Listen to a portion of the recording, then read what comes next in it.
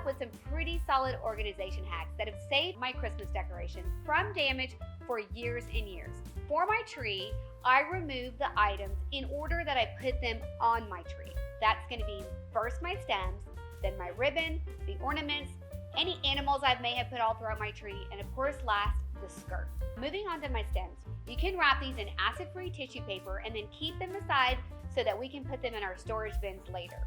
For ribbon, I look for sweater storage containers and use those to put away my ironed up and rolled up ribbon.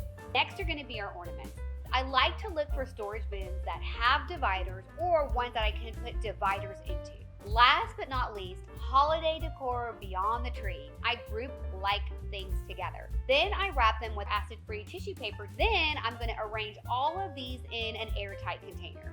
I use these same types of containers to lay in my wreaths, my garland, and my holiday decor.